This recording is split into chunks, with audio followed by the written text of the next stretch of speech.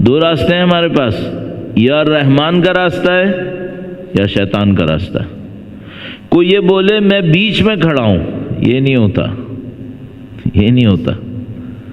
آپ کیا نہیں مولانا میں صبح کی نماز پڑھ رہا تھا تو رحمان کے راستے پہ تھا، پھر خدا نہ کرے میرے جیسے آدمی سے ایک گناہ ہوا تو میں شیطان کے راستے پہ چلا گیا، 2 گھنٹے میں نے کچھ نہیں کیا۔ یہ آپ سمجھ رہے ہو کہ کچھ نہیں کیا ہے، یا ادھر تھے یا ادھر تھے۔ تو جیسے ہم لوگ یہاں کہتے ہیں نا ویکیوم اسپیس، انسان کے کیریکٹر میں، انسان کی زندگی میں اسپیس نہیں ہوتا، ویکیوم نہیں ہوتا۔ یہاں پہ کوئی ایسا نہیں کہ خالی جگہ ہوتی ہے، نہیں، کوئی ایک چیز بھر رہی ہوتی ہے، یا اللہ کی بندگی اسے پر کرتی ہے یا اللہ کی نافرمانی اسے پر کرتی ہے، کوئی ایک چیز ہوتی ہے۔ اور یہ جو جنگ ہے کہ یہ منٹ کس کا ہے، یہ شیطان کا کام ہے، وہ اس جنگ میں ڈالتا ہے۔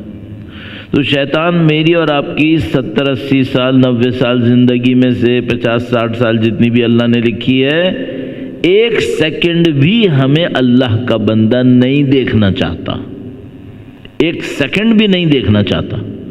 تو وہ پوری کوشش کیا کرتا ہے؟ وہ پوری کوشش یہ کرتا ہے کہ کہیں نہ کہیں ہمیں کسی اور طرف لے جائے۔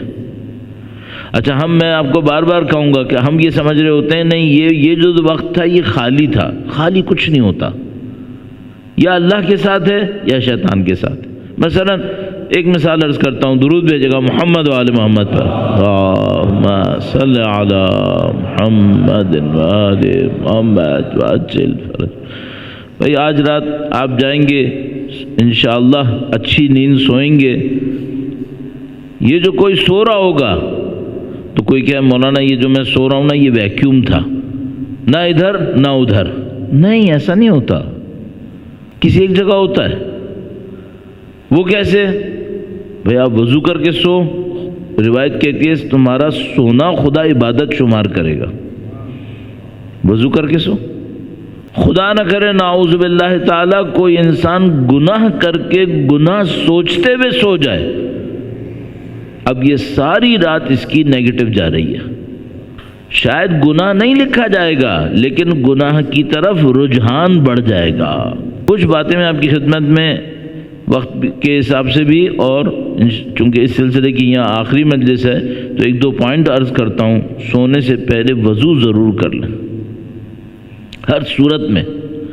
سردی کا وقت ہے، انسان بعض اوقات لیٹ جاتا ہے، پھر اس کو یاد آتا ہے وضو نہیں کیا، واہ کوئی بات نہیں وضو کر لو، 1 دفعہ وضو کر لو۔ پھر آپ کہیں مولانا اسی وقت آنکھ لگ جاتی ہے، پھر دوبارہ کھل جاتی ہے، چلو شاید دوبارہ نہ جاؤ وضو کرنے کے لیے، لیکن 1 دفعہ سونے سے پہلے وضو ضرور کر لو، اس سے نورانیت آتی ہے، انسان کا وجود نورانی ہو جاتا ہے۔ خدا ساری رات سونے کو بھی عبادت شمار کرتا ہے۔ روایت ہمارے پاس موجود ہے کہ پانی کے قطروں کے برابر پتہ نہیں کتنے بیان کیا روایت نے، خدا فرشتے خلق کرتا ہے، اس کے لیے دعا کرتے ہیں۔ ضائع کیوں کروں؟ 5-6 گھنٹے تو سونا ہی ہے نا، یا 3-4 گھنٹے جتنا بھی سونا ہے، ضائع کیوں کروں؟ اللہ کی بندگی میں ڈالوں۔ ایک جملہ میں نے استعمال کیا، رجحان بڑھ جاتا ہے گناہ کا اگر انسان غلط حالت میں سو جائے۔ اچھا کوئی ایسا راستہ ہوتا ہے کہ اچھائی کا رجحان بڑھ جائے؟ ہاں ہوتا ہے۔ آپ رات کو وضو کر کے سو، صبح آپ کی عبادت کا رجحان خود بخود بڑھا ہوا ہوگا، آپ کا دل چاہے گا اچھا کام کرو۔ اور ایک اور عجیب نسخہ عرض کر دوں، مولا امیر المومنین سے درود بھیجے محمد و آل محمد، اللہم صلی علی محمد و آل محمد وعجل فرج۔ بھئی ہم لوگ تو معصوم نہیں ہیں، ہماری تو جنگ چلتی رہتی ہے، شیطان پہ جانا ہے ادھر جانا ہے، ہمیشہ جنگ چلتی رہتی ہے۔ کوئی بولے نا میری جنگ ختم ہو گئی، یا تو بیچارہ نادان ہے یا جھوٹ بول رہا ہے۔ بڑوں کی جنگ چلتی رہتی ہے، مرتے دموں تک اس جنگ نے چلنا ہے۔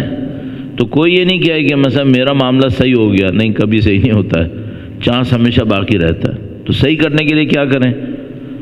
مولا کی روایت ہمارے پاس موجود ہے، فرمایا فجر کے بعد 11 مرتبہ قل هو اللہ پڑھو، اس دن گناہ کا رجحان ختم ہو جائے گا۔ اللہ اکبر۔ 11 مرتبہ قل هو اللہ پڑھنے میں کتنی دیر لگتی ہے؟ میں ہمیشہ جب بھی کوئی مجھے ذکر کرنا ہوتا ہے پہلے اسٹاپ واچ لگا کے دیکھ لیتا ہوں دیر کتنی لگی۔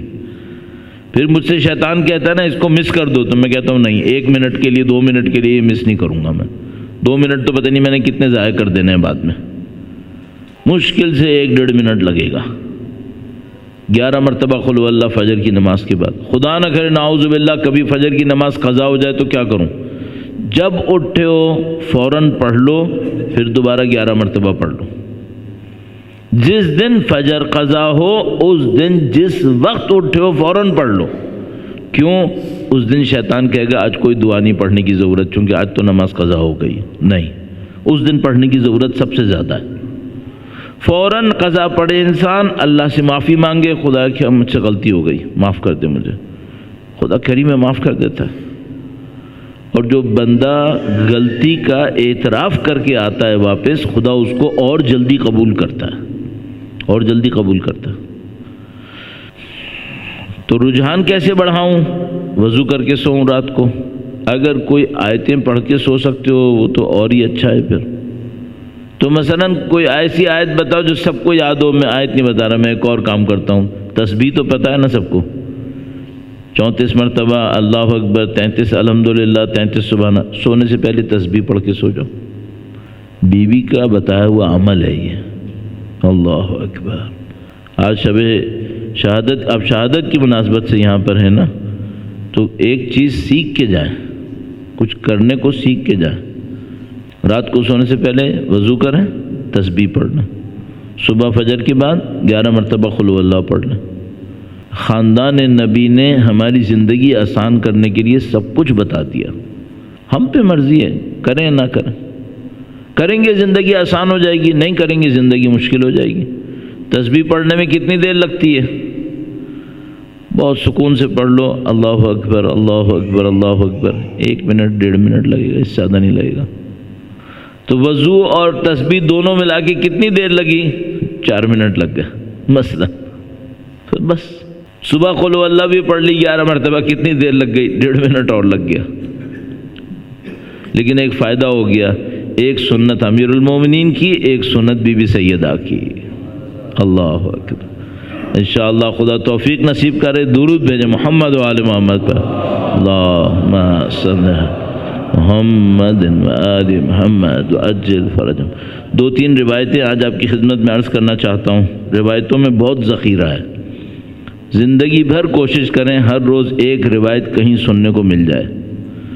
مجھے 40 سال ہو گئے طالب علم بنے ہوئے، ابھی بھی اگر میں ایک روایت روزانہ نہیں پڑھتا مجھے لگتا ہے کم ہو گیا، معاملہ خراب ہو گیا. ہر روز ایک روایت ضرور پڑھنی چاہیے. چاہے پہلے بھی پڑھی ہو، دہرا لو، کوئی بات نہیں ہے. یہ قرآن کی طرح ذکر خدا ہے، اس کو دہرانے میں کوئی نقصان نہیں ہے. تو دہرانا بھی اس کا اچھا ہے. مجھے آپ کی خدمت میں 2 روایتیں آج کم از کم پڑھنی ہے. یہ جو میں نے عرض کیا نا کہ انسان کبھی نیوٹرل نہیں بیٹھتا، کبھی ویکیوم نہیں ہوتا، یا ادھر جاتا ہے یا ادھر جاتا ہے. اب دیکھو یہ معاملہ کہاں تک ہے. یہ روایت بھی مولا امیر المومنین سے. درود بھیجیں محمد و آل محمد پر. صلی علی محمد و آل محمد وعجل فرج. ہمارے یہاں مشکل یہ ہو گئی ہے، لوگ غلط صحیح باتیں سننے کو تیار ہیں، صحیح بات سننے کو تیار نہیں ہیں. غلط باتیں سننے کو بہت تیار ہیں. اب یہ روایت دیکھیے مولانا نے کیا کہا. مولانا نے ارشاد فرمایا من ترک الاستماع عن ذوی العقول مات عقلہ. جو شخص عقل مندوں کی بات سننا چھوڑ دیتا ہے اس کی عقل مر جاتی ہے. جو شخص عقل مندوں کی بات سننا چھوڑ دیتا ہے اس کی عقل مر جاتی ہے. اچھا اب میں یہ سمجھ رہا تھا کہ اگر میں عقل مند کی بات نہیں سن رہا تو میں جیسے بیچ میں کھڑا ہوں. امام فرما رہے نہیں، بیچ میں نہیں کھڑے. جو عقل تمہیں نے دی تھی، خدا نے نصیب کی تھی، وہ مر گئی ہے کیونکہ تم نے عقل مندوں کی بات نہیں سنی ہے، بے وقوفوں کی سنی ہے. جا کے یہ کلپ دیکھو، وہ کلپ دیکھو، وہ مذاق، وہ مسخرہ، وہ ٹھٹا. کب تک عقل خراب ہوتی ہے اس طرح. اچھا کوئی یہ کہے گا مولانا ہم نے دیکھا ہے ان کی عقل صحیح ہوتی ہے، پیسہ بھی کماتے ہیں، یہ بھی کرتے ہیں، وہ بھی کرتے ہیں. عقل ہوتی کیا ہے پہلے یہ تو سوچ لو. مولا نے ایک فرمان میں فرمایا العقل ما یعبد بہ الرحمن. عقل وہ طاقت ہے جس سے اللہ کی بندگی ہوتی ہے. پیسہ کمانا عقل نہیں ہے. ظالموں کے ساتھ بیٹھنے میں مہارت دکھانا عقل تھوڑی ہے. عقل وہ ہوتی ہے جو اللہ کی بندگی کروائے، چاہے پیسہ ہو چاہے طاقت ہو، اللہ کی بندگی میں لگے، یہ عقل ہے. بس اگر آپ نے دیکھا ہے بعض انسان بڑا پی ایچ ڈی ہے، بہت ہوشیار ہے، بہت سائنٹسٹ ہے، سب کچھ ہے، لیکن کس کی خدمتیں کر رہا ہے؟ ظالموں کی خدمتیں کر رہا ہے. کیوں ایسا ہوتا ہے؟ کیونکہ اس کا دماغ کام کرتا ہے، عقل کام نہیں کرتی. دماغ کام کر رہا ہے. دماغ تو فرعون کا بھی کام کرتا تھا، اتنی بڑی حکومت چلا رہا تھا. کیا پاگل تھا وہ؟ پاگل نہیں تھا، دماغ اس کا بھی تھا، عقل نہیں تھی. عقل کس کو ملتی ہے؟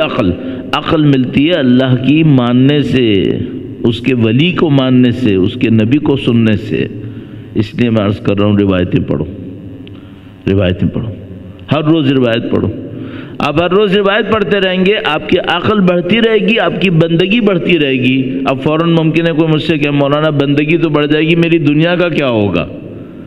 کل پرسوں شاید عرض کیا تھا میں نے، اللہ کے نبی نے فرمایا تھا تم آخرت کی پرواہ کرو، خدا دنیا ذلیل کر کے تمہارے پاس لائے گا.